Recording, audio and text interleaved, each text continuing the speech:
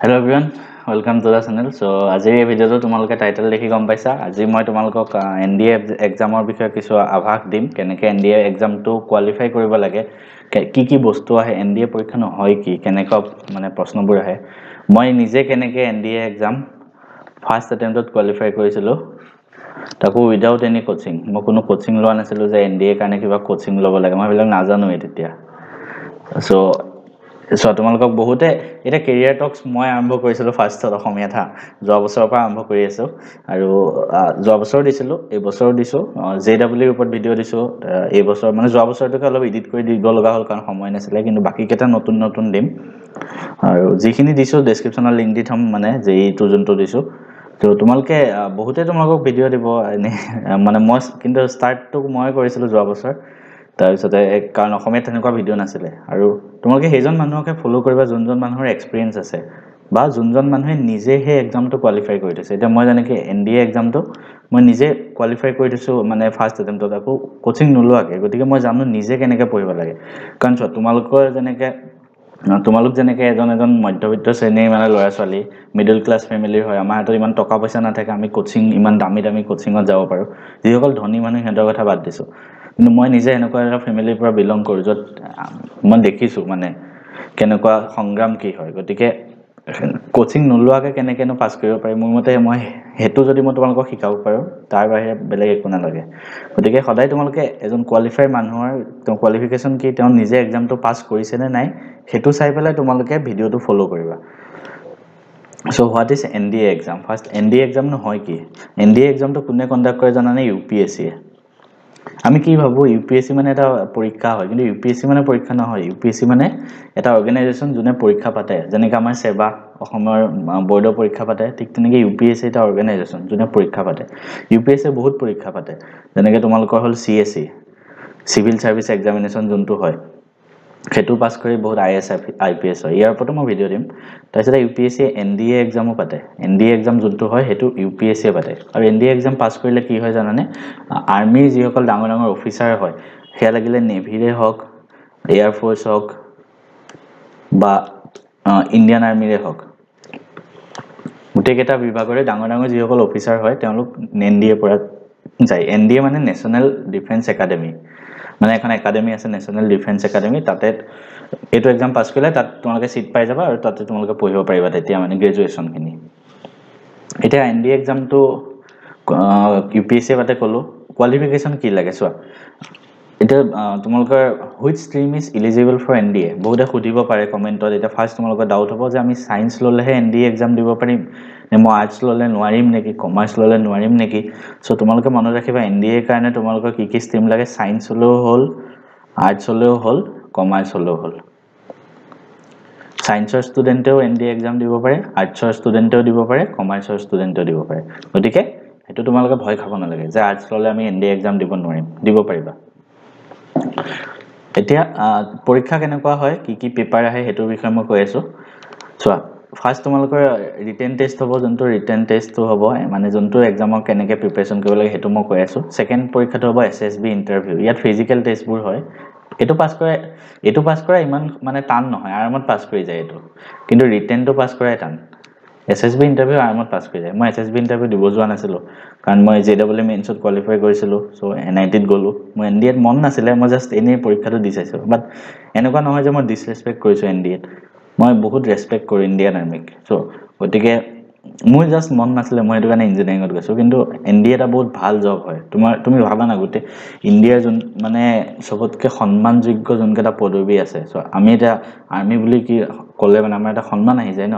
তাকো আৰ্মি, তুমি ডাঙৰ অফিচাৰ হ'বা, তোমাৰ পিছত আৰু বেলেগ গাড়ী ঘূৰিব, তুমি এজন অফিচাৰ হিচাপে যে ইণ্ডিয়ান আৰ্মি বা ইণ্ডিয়ান এয়াৰফ'ৰ্চৰ, চ' সেইটো এটা প্ৰাউডৰ কথা হয়।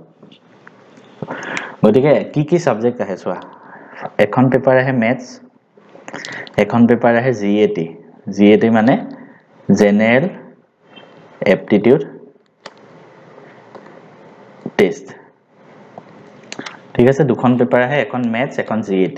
এতিয়া চোৱা, মেথছ এখন বেলেগ পেপাৰে আহি যায় আৰু GAT এখন বেলেগ পেপাৰ। এতিয়া চোৱা, তোমালোকে আৰ্টছ লোৱা, কমাৰ্চ লোৱা, যিয়ে নোলোৱা, কিন্তু তোমালোকৰ মেথছ ছাবজেক্টটো থাকিব লাগিব, তেতিয়াহে এনডিএ এক্সাম দিব পাৰিবা। গতিকে এই ষ্ট্ৰীম যিয়ে নোলোৱা তোমালোকৰ কিন্তু মেথছ এটা ছাবজেক্ট থাকিব লাগিব তেতিয়া এনডিএ এক্সাম দিব পাৰিবা কাৰণ এনডিএত মেথছ বহুত মেটাৰ কৰে তুমি যদি মেথছত বহুত বেছি ভাল হয় এইখিনিত অলপকে পাছ কৰিলেও পাছ কৰি যাবা যেনেকুৱা মোৰ হৈছিলে মই এনডিএ এক্সামৰ কাৰণে একো পঢ়াই নাই একোৱে পঢ়া নাই মই জেডব্লিউৰ কাৰণে প্ৰিপাৰেচন কৰি আছো মই এনডিএ এক্সাম নাজানোৱে মই কাহিনীটো তোমালোকক কৈছো মই জেডব্লিউৰ কাৰণে প্ৰিপাৰেচন কৰি আছো তাৰপিছতে মোৰ মেথছটো ষ্ট্ৰং আছিলে 10ত মই আগৰ পৰাই মেথছ ভাল পাওঁ মোৰ 12তো ভাল গতিকে মই কি কৰিলো বাকি মই জেইৰ কাৰণে প্ৰিপাৰেচন কৰোতে ফিজিক্স কেমিষ্ট্ৰি পঢ়িয়ে থাকো বাকি মোৰ কাৰেন্ট এফেয়াৰ্স খিনি হৈ থাকে সো মই কি হল মেথছ খিনি বহুত ভাল মাৰ্কস আহিছে এনডিএ মই মেথছ মানে বহুত খিনি কৰিছো 90% মান কৰিছো মেথছতে আৰু বাকিখিনি এটোত আহিছে গতিকে মই আৰামত পাছ কৰি গলো গতিকে তোমালোকৰ কাৰোবাৰ যদি মেথছটো বহুত বেছি ষ্ট্ৰং হয় তোমালোকে এই সাবজেক্টটো অলপমান মাৰ্কস পালে এটো পাছ কৰি যাবা গতিকে মেথছটো ভালকে ষ্ট্ৰং কৰিব লাগিব এটা সেকেন্ড সাবজেক্টটো কি হয় জেনাৰেল এপ্টিটিউড টেষ্ট ইয়া সব আহে physics chemistry biology English history তাৰপিছতে কাৰেন্ট এফেয়াৰ্স এইবিলাক বস্তু আহে সব আহে গতিকে ইয়াতে ফিজিক্স কেমিষ্ট্ৰি আমি ধৰা সায়েন্সৰ ষ্টুডেন্ট কেটা আৰামত পাছ কৰি যাব পাৰো ফিজিক্স কেমিষ্ট্ৰি বায়োলজি দি পেলাই বা ইংলিশটো অলপ চলপ জানো আৰু যিসকল আৰ্টছৰ ষ্টুডেন্ট হিয়াতে ইংলিশ হিষ্ট্ৰী এইবিলাক সাবজেক্টত কাৰেন্ট এফেয়াৰ্সত পাছ কৰি যায় এটো লগত ইমান কেছ নাই তোমালোকে এই মেথছ সাবজেক্টটো ষ্ট্ৰং কৰিব লাগিব তুমি জিএস ষ্ট্ৰীমৰ নোহোৱা তেতিয়া পাৰিবা ঠিক আছে এতিয়া চোৱা ইমানখিনি হল এতিয়া আমি যাম কেনেকুৱা হয় সব পেপাৰখন মই অলৰেডি ক'লো এখন আহে মেথছ এখন জিএটি এখন আহে মেথছ এখন জেনাৰেল এপ্টিটিউড টেষ্ট মেথছত কিমান মাৰ্কস আহে 120 কোৱেশ্চন আহে 120 টা কোৱেশ্চন আহে ইয়াত কিন্তু নিগেটিভো আছে হা তোমালোকে মনত ৰাখিবা এনডি এক্সামত নিগেটিভো থাকে যেনেকে জেডব্লিউ এক্সামতো নিগেটিভ থাকে এতিয়াৰ পৰা তোমালোকে জিএ এন্ট্ৰেন্স এক্সাম নিদিয়া নীট এনডিএ জেডব্লিউ সবতে নিগেটিভ মাৰ্ক থাকিব নিগেটিভ মাৰ্ক মানে কি এটা তোমালোকে মেট্ৰিকত যে অংক কোৱেশ্চন পেপাৰখনত এমসিকিউ আহিছিল 45 টা মান তোমালোকে সব টিক মাৰি আহা ভুল হলে শুদ্ধ হলে তোমালোকৰ চিন্তা নাথাকে কিন্তু এইবিলাক এক্সামত গৈ পেলাই তোমালোকে সব টিক মাৰি আহিব নোৱাৰে আন্তাজত কাৰণ যদি বাই চান্স ভুল হৈ যায় তোমালোকক মাইনাস কৰি দিয়ে ধৰা যিমান মাৰ্কস থাকে তাৰ 1/4 মাইনাস হয় মানে শুদ্ধ হলে কাৰেক্ট হলে ধৰা মই ধৰি লৈছো কাৰেক্ট হলে ধৰা 4 নম্বৰ পাবা সো যদি ভুল হৈ যায় তেতিয়া -1 হৈ যায় তুমি আগতে যিমান মাৰ্কস পাই আহি আছে তাৰপা -1 কে হৈ গৈ থাকিব তেনেকুৱাকে হয় মানে 1/4 মাইনাস হয় হেতু মনত ৰাখিবা হে নিটতো হেতু ৰুল হয় জেডব্লিউ টো হয় এনডিএ টো হয় ইউপিএসসি এপিএসসি সবতে আৰু দুইটা আৰু জেনাৰেল এপ্টিটিউড টেষ্টত 150 কোৱেশ্চন থাকে ঠিক আছে আৰু দুইটাৰ কাৰণে তোমালোকে টাইম পাবা 2.5 ঘণ্টা 2.5 আৱাৰ্স 2.5 আৱাৰ্স দুইটা সাবজেক্টৰ কাৰণে পাবা পঢ়িবলৈ গতিকে এটো হল তোমালোকৰ এনডিএ কাৰণে কেনেকৈ পঢ়িব লাগিব এতিয়া চোৱা সেকেন্ড পেপাৰখনত মই কি আহে কৈছিলো পেপাৰটো কি আহে জেনাৰেল নলেজ আহিব ইংলিশ আহে কেমিষ্ট্ৰি ফিজিক্স জিওগ্ৰাফি আহে জেনাৰেল সায়েন্স আৰু কাৰেন্ট এফেয়াৰ্স এইকেইটা বস্তু আহে general knowledge English chemistry physics geography general science current affairs যে ইয়ালে 150 কোৱেশ্চন আহে বুলি কৈছিল তাৰ ভিতৰত 50 টা কোৱেশ্চন ইংলিশৰ পৰা আহে গতিকে কাৰোবাৰ যদি ইংলিশ সাবজেক্টটো ষ্ট্ৰং হয় ইংলিশ গ্ৰামাৰ খিনি ভালকে জানে সি সেকেন্ড পেপাৰখন আৰামত পাছ কৰি যাব কাৰণ 50 টা কোৱেশ্চনে আহে 150 চোৱা ভাবাচোন 150 50 টা কোৱেশ্চনে ইংলিশে আহে বাকি 100 টা কোৱেশ্চন এই গুটেই কোবা সাবজেক্ট মিলাই আহে গতিকে ইংলিশত ভালকে স্কোৰ কৰি তাৰপিছত নিজৰ ষ্ট্ৰীমৰ সাবজেক্ট কেটাত ইয়াত এই 100 টা ভিতৰত কৰিব পাৰিবা মই কি কৈছো ধৰা মই সায়েন্সৰ ষ্টুডেন্ট হয় মই ফিজিক্স কেমিষ্ট্ৰি জানো মই যদি ইংলিশটো ভাল হয় মই ইংলিশৰ 50 টা ভিতৰত অলপমান কোৱেশ্চন কৰি আহিম আৰু এই 100 টাৰ ভিতৰত ফিজিক্স আৰু কেমিষ্ট্ৰি বায়োলজি হেবিলাক কৰি আহিম আৰু মই যদি আৰ্টছৰ ষ্টুডেন্ট হয় ইংলিশখিনি ভালকে কৰিম আৰু এই 100 টাৰ ভিতৰত জিওগ্ৰাফি আৰু কাৰেন্ট ইভেন্ট জিকে এইবিলাক পঢ়ি আহিম তেনেকে হ'ব হৈ গল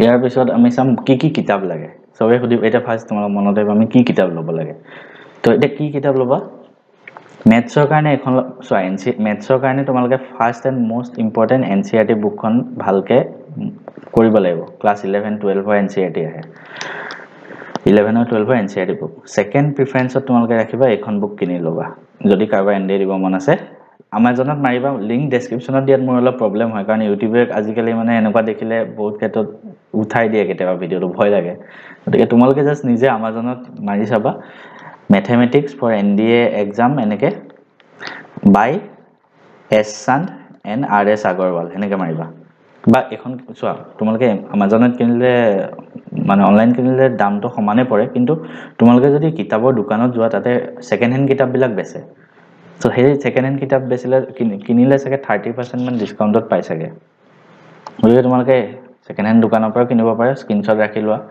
S Sand আৰু RS Agarwal আৰু ইংলিশখন কিয় ইংলিশৰ কিতাপখনো কিয় কিনিবা কাৰণ ইংলিশৰ বহুত বেছি কোৱেশ্চন আহে গতিকে ইংলিশখনো কিনিবা ইংলিশখনো কিনিবা এনেকুৱা SP Bakshi বুলি এখন ইংলিশৰ কিতাপ আছে আৰিহান্তৰ হেখন কিনিলোৱা ইংলিশৰ কাৰণে এই দুখন ভালকে পঢ়া বাকি তোমালোকে এই সাবজেক্ট কেটাৰ ভিতৰত নিজৰ ষ্ট্ৰীমৰ যিকেটা সাবজেক্ট হয় হেকেটা তোমালোকে NCERT কিতাপবিলাক পঢ়ি গৈ থাকে 11 12 তাৰ পৰা আহিব হগল তাৰপিছত আৰু এটা বস্তু আহে বুলি কৈছিলো কাৰেন্ট এফেয়াৰ্স সো কাৰেন্ট এফেয়াৰ্সৰ কাৰণে কেনেকৈ পঢ়িবা সো